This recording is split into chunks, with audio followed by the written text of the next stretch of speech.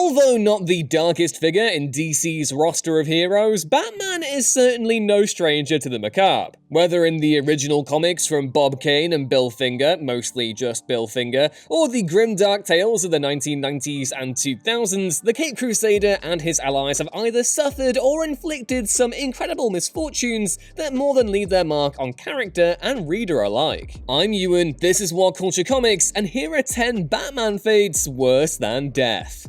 Number 10. The Penguin ruins someone's life just because. Oswald Cobblepot is part of Gotham's elite, but he was never truly accepted by them for several reasons. The first being that the Cobblepots had a tradition of engaging in some not-so-moral enterprises, and the second relating to Oswald's own bird-like appearance. Despite this, Penguin has always striven to be a member of Gotham's upper crust, wielding power and influence thanks to his criminal connections in a bid to be considered less of an outsider by his fellow Richies. When those first two options don't work, however, Cobblepot resorts to violence, as was best relayed in Jason Aaron and Jason Pearson's Joker's Asylum Penguin. The story sees Penguin at a fancy restaurant with a date when he spies a chef laughing in the corner of his eye. Penguin's not sure for certain what he's laughing at, but decides it cannot go unpunished, and proceeds to make Kingpin's destruction of Matt Murdock's life in Daredevil Born Again, which was bad by the way, look like child's play by comparison. Following the date, Penguin buys the building and closes the restaurant, leading to the chef losing his job. Cobblepot then deported the chef's partner to Romania, had his best friend arrested for a crime he didn't commit.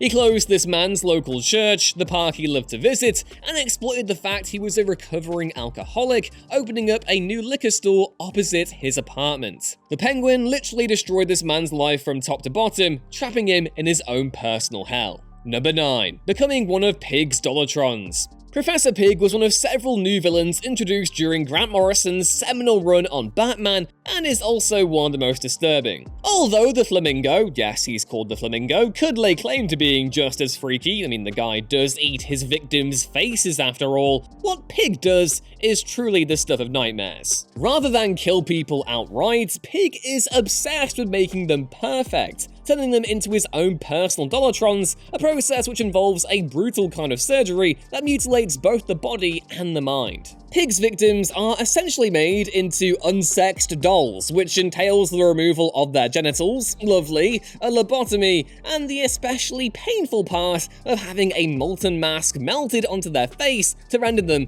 unidentifiable. Number 8. Being painfully blasted backwards through time. The Dark Knight isn't able to deliver the final blow to stop Darkseid's rule during Grant Morrison and J.G. Jones's iconic Final Crisis, but he does weaken the New God enough to allow Superman to free the universe from his control. Bruce Wayne confronts Darkseid with a gun that fires radion bullets, which are lethal to New Gods, breaking his one rule with the universe on the line. Sadly, although Batman is able to get the ever-important shot off, Darkseid's Omega beams turn him to dust. The idea at the time was that Bruce had perished, but it was later revealed in The Return of Bruce Wayne that the OG Batman hadn't died at all, and had instead been painfully blasted backwards into the time stream, forced to fight time itself to return to the present. The upside to this is that Bruce was able to accomplish the impossible and return in 2011, some 2 years after his initial demise, but any other human would have been driven insane by such a task. Bat did also have the benefit of amnesia to lessen the blow of going from the 21st century to the dawn of time, but it's still a terrifying thing to be confronted with all the same. Number 7. Becoming a radioactive zombie skeleton. The DC animated universe was filled to the brim with darker moments, but particularly Batman Beyond. The cyberpunk-inspired Neo-Gotham was big on body horror, and the villains new Batman Terry McGinnis had to face each week ranged from the grotesque to the genuinely unnerving. Of these villains, arguably the worst to suffer was the Earth Mover, who made his sole appearance in the 1999 episode of the same name. The plot of Earth Mover revolves around one of Terry's friends, Jackie, who suspects she's being followed. Terry eventually discovers that weird mudmen have been following their every move, and that they're particularly violent towards Jackie's father. Later, it is revealed that Jackie's father Bill isn't her real father at all, and that he'd actually adopted her after her biological dad, Tony, was killed disposing of chemical waste illegally when she was just a baby, an act Bill had pressured him into doing under the promise of a lucrative business partnership. The chemicals Tony was subjected to bonded his body to the earth deep underground. This turned him into what was essentially a radioactive mud zombie, a glowing husk of a man destined to spend the remainder of his days alone, while the associate who led him to his predicament got to raise his daughter, who was oblivious to the truth. Number 6. Mr. Freeze becomes a spider robot head thing. One of the absolute best things about Batman the Animated Series was how it humanized the Dark Knight's rogues gallery. Plenty of episodes were great at tapping into the tragedy of most of the Bat villains, but none arguably more so than Heart of Ice, the seminal story that forever redefined Mr. Freeze and turned him into a truly legendary character. Victor Freeze was the subject of several endings over the course of the DCAU Batman shows, the first of which arrived in Sub-Zero, a 1998 film that ended with Freeze roaming the Arctic, safe in the knowledge that a procedure funded by Bruce Wayne had finally saved his wife. For a while, Victor seemed to be at peace, but it wasn't to be. He returned with a vengeance in the new Batman Adventures, as it was revealed that the procedure that led to his icy condition had caused his entire body to deteriorate, leaving nothing but his head intact. Freeze retains his cryo suit, but when not inside of it, he navigates his surroundings courtesy of some nifty little spider legs that sprout out of the base, and it is the exact opposite of dignified. After years of pain and hardship, Freeze thought he'd finally gotten his happy ending, only to be confronted with an entirely new level of body horror that only got worse in Batman Beyond. Number 5. Being endlessly tortured by a godlike Joker. Here's a fate that was so terrible, Batman had to have his own memory wiped afterwards to ensure his mind wouldn't break. Emperor Joker was a short-lived Superman arc where the Clown Prince of Crime was able to deceive Mr. Mxyzptlk and gain his godlike powers, which you can probably imagine wasn't exactly good news for the rest of the multiverse. The Joker gets up to a lot of bad stuff in this comic, ranging from genocide to endlessly torturing, killing, and then reviving his greatest enemy over and over again, and none of it is pleasant to read. The latter, of course, involves the Dark Knight, whose mouth the Joker sews shut and tortures, mutilates, and then kills in a variety of different ways for an indefinite amount of time. The worst part, this wasn't even Elseworlds, this was actual DC continuity. Number 4. Realizing that whatever reality exists, there will always be Batman.